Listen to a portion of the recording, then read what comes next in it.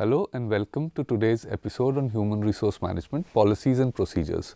My name is Rayan Zahoor and the subject expert is Dr. Arshia Hussain, PhD in Human Resource Management and teaching in the Department of Commerce and Business Studies, Jamia Millia Islamia, New Delhi.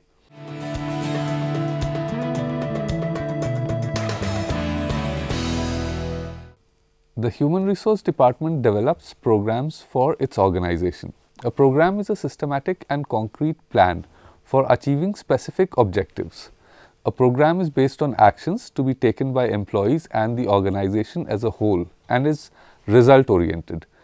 It gives guidelines for managers for certain activities. It recommends organizations on how the existing resources should be utilized. It is a plan that is intended to be used once and is not used again in the same form once the objectives have been achieved. An example of this is a training program which is designed for a specific time frame and should be used within that time frame. The utility of that program will cease to exist after that time frame as the training needs of the organization will no longer be the same. A program must have objectives that are clearly spelled out, and that program should be assisted by well thought out policies and procedures.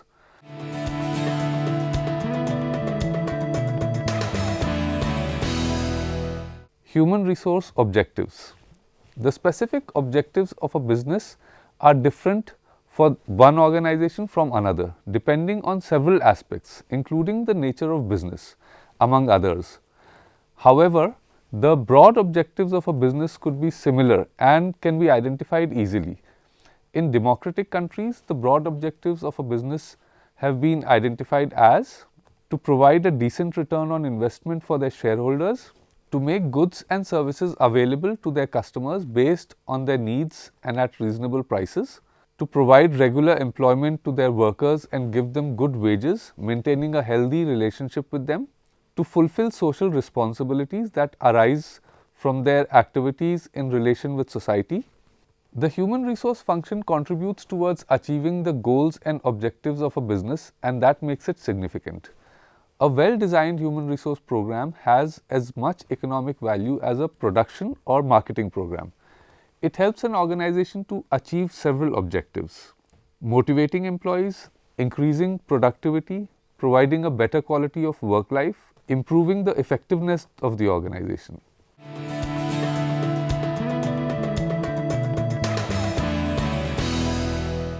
Human resource program. A program is a chain of activities leading towards the accomplishment of specific objectives. It consists of actions that are required to complete a given task. It also outlines the time that should be taken to complete every step of the task. A program could include activities like acquiring new machines that will help the organization in increasing its output, or hiring employees to do specific tasks like operating the new machines that have been acquired. A program is a complex structure of objectives, policies, procedures, practices, specific tasks, steps that need to be taken to achieve those tasks, resources that need to be employed, and other essential activities that are required to complete the course of action that has been laid down. In a large organization, generally human resource management runs separate programs for different functions like employment, training, welfare, maintenance, and so on. Every program has objectives, policies and procedures that are specific to that program. Every program is different from the other programs and is meant to handle specific requirements and situations.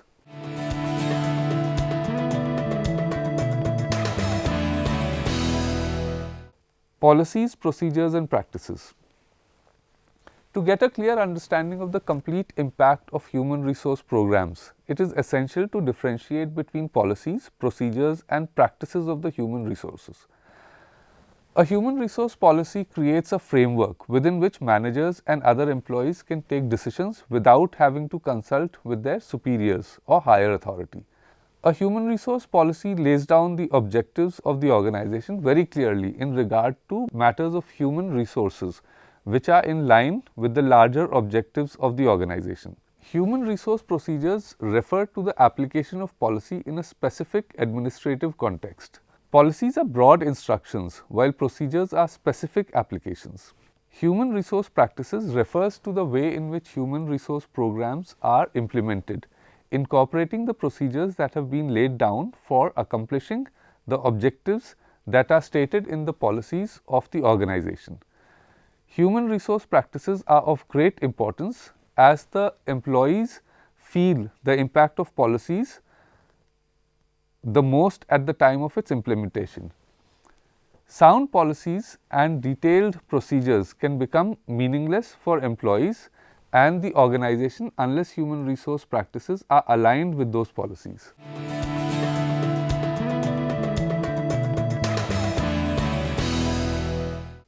Human resource policies. Policies are broad guidelines that steer an organization towards achieving its objectives. While objectives provide the target for a manager that needs to be achieved, policies lay down broad guidelines that the manager must keep in his sight while achieving the target. According to John Glover, a policy is an established guiding canon premised on objective, devised to govern the activities of the business enterprise and from which the basic precepts of conduct are derived. A policy is created to guide the employees of an organization to deal with a specific situation in a specific manner. It determines the boundaries within which decisions are to be made and makes sure that the decisions are in line with the objectives of the organization and contribute towards it. Once a policy is determined, it becomes the accepted line of thought as well as action and provides direction towards achieving objectives of the organization. Policies are connected with the larger purpose and objectives of the organizations far as its operations are concerned. Human resource policies are developed by senior leadership to help managers at different levels to streamline their interaction with their teams and other employees who they need to collaborate with. Human resource policies are sometimes interpreted as the senior leadership's method of efficiently managing their workforce. Some examples of human resource policies are: employees will not receive gifts from any of the suppliers on any occasion except those of nominal value. Every employee must take a vacation for at least 1 week during every calendar year. Human resource policies provide a guideline towards a code of conduct for the management of an organization's employees. It gives direction for the administration of human resource programs in a way that allows the organization to achieve its objectives. In order to attain the larger objectives of an organization, an environment of ideal cooperation among the employees needs to be created. A suitable human resource policy can help in creating that environment.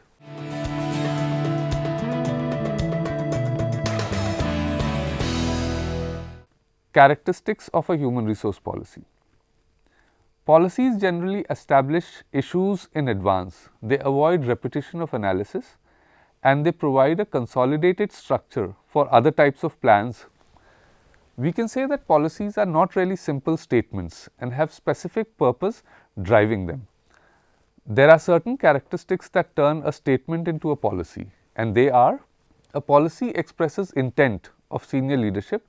The principles that guide the actions of an organization should reflect in their policies. A policy statement generally indicates belief in the ethical values of society. Policy is expressed in broad terms. The objectives of a policy statement is to guide its workforce for the current period and for the future too. Therefore, a policy statement should be expressed in terms that are as broad as possible. Policy is long lasting. A policy is enduring and long lasting in character.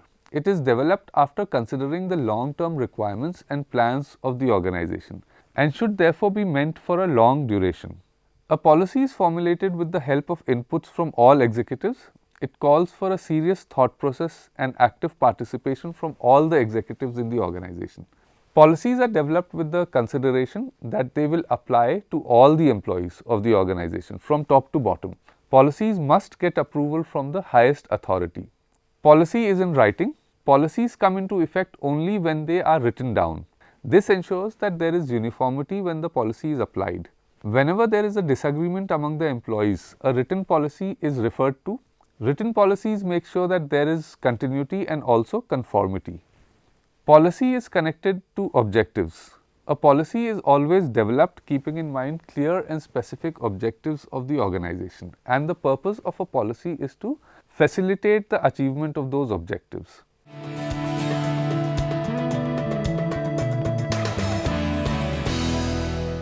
Types of policies. An organization could have several types of policies, which are functional policies. Policies could be set up in the primary functions of an organization. For example, production, finance, purchase, marketing and human resource. Policies like these are referred to as functional policies. Internal policies. These are policies that have been initiated by managers of the organization with the purpose of guiding their subordinates. These policies are closely aligned with the objectives of the organization. Such policies are different from each other in their scope and nature based on the level of management that has developed them. They can be further categorized into three different groups. 1. Basic policy. This kind of policy is primarily used by senior leadership and has a significantly broad scope. Such policies are relevant for the entire organization. 2. General policy. This kind of policy impacts managers at the middle level and is relatively more specific in nature as compared to a basic policy. 3. Departmental policy. This kind of policy is particularly specific in its character. This policy affects the lowest level of management and acts as a guide for their daily activities. External policies. These are also known as imposed policies. Such policies are formulated to handle pressures and requests that come from outside the organization. For example, from the government or from trade unions and trade associations. Appealed policies. These are policies that are created on the basis of complaints and suggestions put forward by the employees. This generally happens when the complaint or suggestion received has not been covered by existing policies. Such policies are created in a hurry and are ad hoc in nature and incomplete too. It is advised that these policies should be replaced by originated policies at the earliest. Stated or explicit policies. These are policies that are generally in writing. They are a part of the organization's manual and are properly documented. They are precise, definite and mostly rigid. Unstated or implied policies. Such policies are not documented and are not in writing. They are accepted and followed at all levels in the organization. Often they are not even stated orally but are implied from the manager's actions and behavior. Implied policies are typically flexible in nature.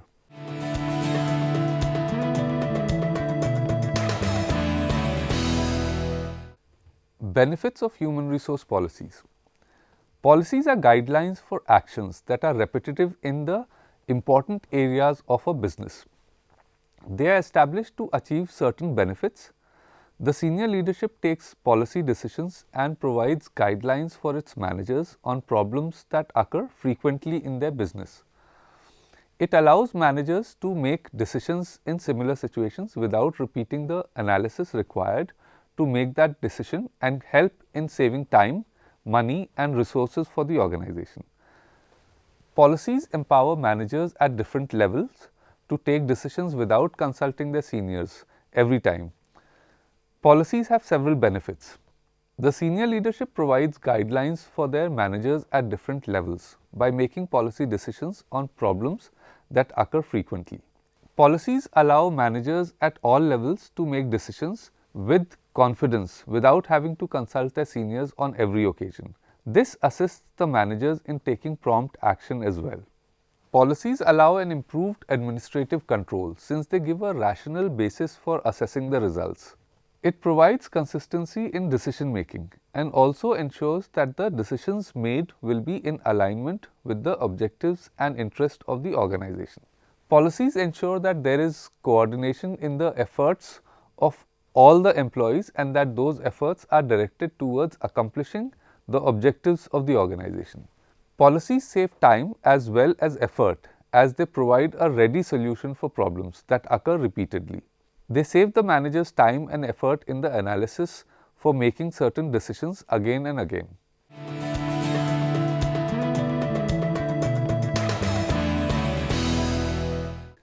Limitations of human resource policies.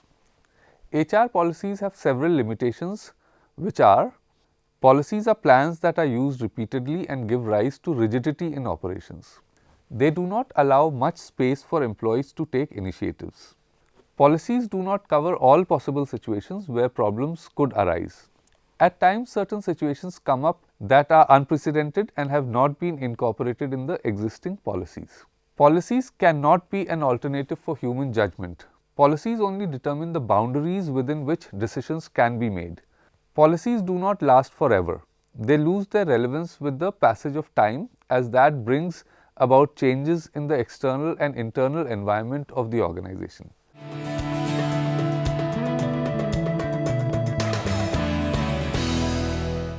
Human resource procedures. A procedure is an organized manner of dealing with regular events. It involves the steps that need to be taken in doing a specific kind of work. According to George Robert Terry, a renowned author of management studies, a procedure is a series of related tasks that make up the chronological sequence and the established way of performing the work to be accomplished. It is a list of organized and planned steps for managing events that take place on a regular basis. A structured sequence of actions that are required to complete a task is the core of any procedure. A procedure guides employees to take specific action and leaves very little space for judgment. In a business, procedures are generally set up to complete business transactions that are recurring in nature and provide uniformity and consistency. There could be different procedures for doing different tasks. For example, an organization would have different procedures for processing orders, managing claims, shipping of products, collection of payments, and so on. Procedures can be considered as operational guides for taking action for specific recurring tasks. They are one way through which decisions are executed. Well thought out procedures allow successful delegation of authority without compromising on control and coordination. A well conceived, streamlined and simplified set of procedures enables an organization to accelerate clerical and repetitive tasks, which considerably reduced efforts and resources. A set of procedures can be established for information flow as well. This will allow the leadership to get regular and timely information in important areas like sales performance, inventory positions, cash flow, etc. However, it is important that procedures are reviewed and updated regularly to increase efficiency and reduce costs.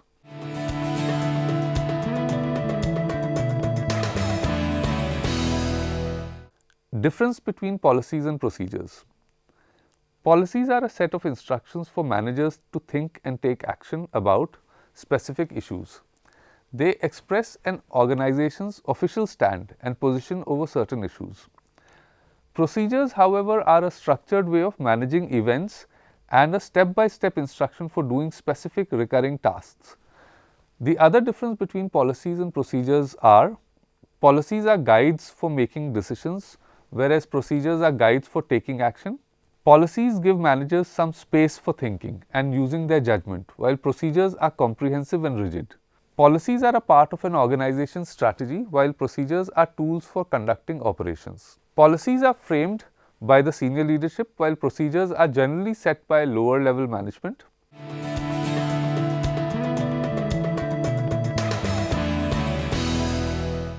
Formulation of human resource policies. Human resource policies reflect the aspirations and the requirements of employees. Therefore, it is essential for the senior leadership to consult and take advice from the human resource manager while developing policies on important matters that affect the employees. While formulating human resource policies, the first step is to clearly specify the areas that need policies. Policies are required in several areas of human resource management, such as recruitment, training, promotions, transfers, performance evaluation, etc. To formulate policies in these areas, certain steps need to be taken, which are preliminary investigation. This includes data collection. Data should be collected from within the organization and from outside. It should be adequate, accurate, and dependable. At this stage, awareness about labor legislation, social values, and customs and employees' aspirations are essential. Scan the environment. The information available should be carefully analyzed. Both the external and the internal environment should be monitored. It is important to anticipate and predict and changes in the environment. Identify areas for policy. It is essential to clearly specify the areas that need policies. It helps in collecting the right type of information. Analyze alternate policies. Alternative policies should be examined in the light of their contribution towards the objectives of the organization. The alternative that is the most likely to provide the best results for the organization should be selected. Participation of lower level employees. The active participation of employees which will use the policies the most and will be a part of the result achieved by these policies is important. This will increase the commitment of the participants as well. Approval of top management. The human resource manager's role at this step is central. Implement the policy. The senior leadership has the final authority to select and launch a policy. They need to assess if the policy represents the objectives of the organization. The policies should be formally released in a statement. Policy appraisal. The appropriateness and the usefulness of the policy needs to be evaluated. Any serious issues that are raised should be corrected in a revised policy or a new policy.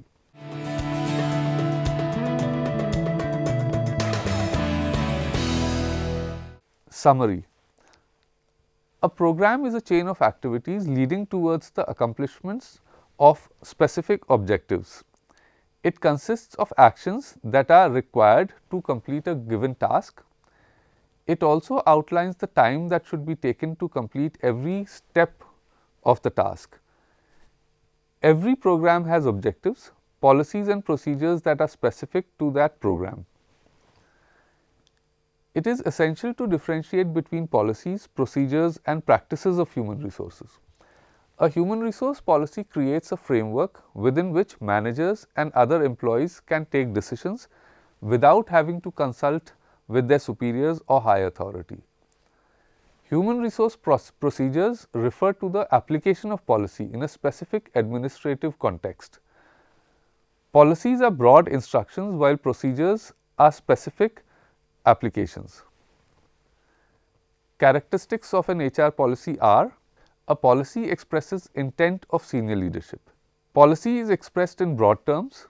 Policy is long lasting. Policy is formulated with the help of inputs from all executives. Policy is in writing.